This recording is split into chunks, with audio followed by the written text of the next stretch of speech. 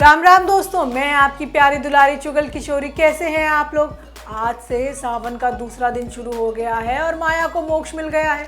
बताओ, इतने कांड करने के बाद भी बाबा भोलेनाथ ने उसे उठाने के लिए सावन का दिन चुना है। खैर, अब माया नाम का साया अनुपमा की जिंदगी से चला गया है।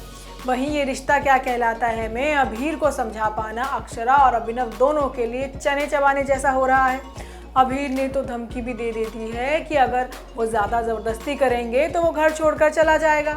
वहीं गुम है किसी के प्यार में फिर किस्मत सभी और ईशान को एक साथ लाएगी और दोनों दूसरी मुलाकात में भी लड़ने लगेंगे।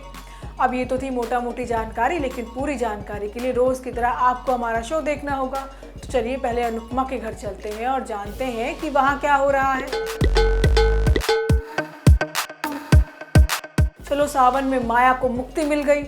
भगवान ने भी माया को ऊपर बुलाने के लिए खास ही दिन चुना है। अब जाकर अनुपमा के सिर से माया नाम का साया हटा है, जिसने उसकी ज़िंदगी बर्बाद करके रख दी थी। लेकिन माया के जाने के बाद अनुपमा के लिए नई मुसीबत इंतज़ार कर रही है। अरे, अब बरखा और बाकी सभी लोग अनुपमा से ये उम्मीद लगा रहे हैं कि वो अमेरिका ना जाए, क्योंकि अब छोटे की जिम्मेदारी कौन उठाएगा। अब देखना होगा कि अनुपमा रुकती है या उड़ जाती है एरोप्लेन में बैठकर। होता ये है कि अनुपमा और अनुज पार्क में बैठकर बतिया रहे होते हैं। अनुज कहता है कि ये पल देने के लिए बहुत बहुत शुक्रिया, पता नहीं कब ये सुकून वाले पल हम दोबारा बिता पाएं। वो कहता है कि तुम्हें बहुत काम होगा, जाना है, पैकिंग करनी होगी, तुम्हें और भी काम होगा, लेकिन इसी पल उन सभी गलतियों के लिए माफ़ी मांग रहा हूँ जो मैंने की है, तुम्हारा दिल दुखाया है। अब ये कहते हुए अनुज और अनुपमा दोनों की आंखें भर आती हैं। अनुपमा कहती है कि इतना सब कहने की ज़रूरत नहीं है, क्योंकि आप नहीं कहेंगे तो भी मैं समझ जाऊंगी। अब बीती बातों को याद करने से क्या फ़ायदा। अनुज कहता है कि मेरी एक बात मानोगी, मुझे फ़ोन करना मत भूलना। वहीं दूसरी तरफ माया अनुज और अनुपमा को ढूंढ रही है। माया अनुज को फ़ोन भी करती है और कहती है कि बस एक बार अनुपमा से मिला दो। अब अनुज कहता है कि अब कौन सा तमाशा करना बाकी रह गया है जो तुम्हें दोबारा मिलना है। लेकिन माया कहती है कि वो इस बार ऐसा कुछ भी नहीं करने वाली, भरोसा करो। अब माया भागते भागते आती है और अनुपमा के पैरों में गिर जाती है और कहती है कि गलती नहीं, मैंने तो पाप किया है, पाप। वो अनुपमा से रो रो कर अपने हर एक कांड की माफ़ी मांगती है। वो कहती है कि हर गलती के लिए माफ़ी, तुम दोनों को कितना दर्द दिया उसके लिए भी माफ़ी।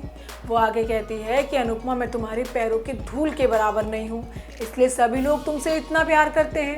अब माया कहती है कि मैं चली जाऊंगी, लेकिन तुम अमेरिका मत जाओ, मेरी वजह से तुम अपना घर मत छोड़ो। लेकिन अनुपमा रुकने के लिए साफ साफ मना कर देती है। तभी अनुपमा को बचाने के चक्कर में माया खुद ट्रक के सामने आ जाती है।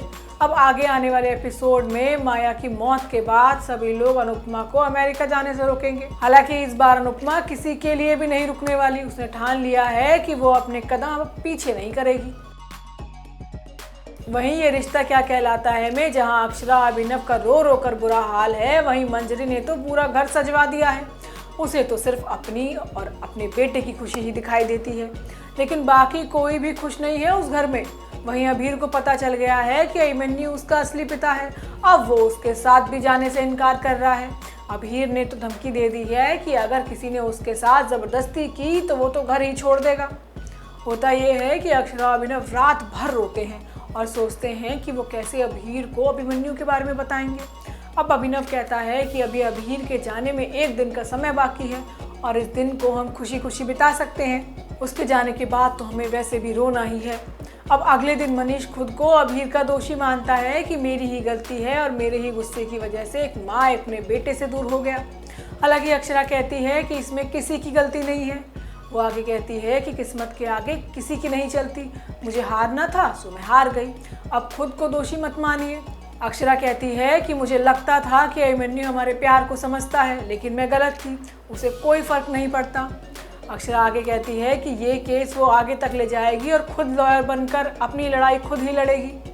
वहीं दूसरी तरफ मंजरी ने अभीर के आने की खुशी में पूरा घर सजवा दिया है। शेफाली कहती है कि वो आज घर में नहीं रुक पाएगी क्योंकि वो अभीर का दर्द नहीं देख पाएगी, लेकिन आरोही कहती है कि वो तो हर चीज़ में साथ देगी क्योंकि अभीर तो पहले से भी उसका कुछ लगता है। वहीं अक्षरा अभिनव अभीर के एक दिन को स्पेशल बना देते हैं। वो उसके लिए उसका फेवरेट खाना और उसके साथ फुटबॉल भी खेलते हैं। हालांकि अबीर को शक होता है कि सब लोग उसको इतना स्पेशल ट्रीटमेंट क्यों दे रहे हैं, मतलब दाल में तो कुछ काला है। लेकिन अक्षरा बार बार अबीर को देखकर फूट फूट कर रोने लगती है।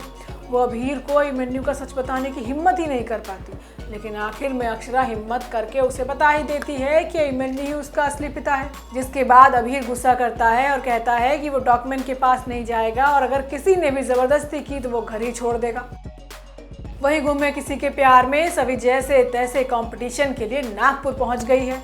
लेकिन अब आगे क्या होगा?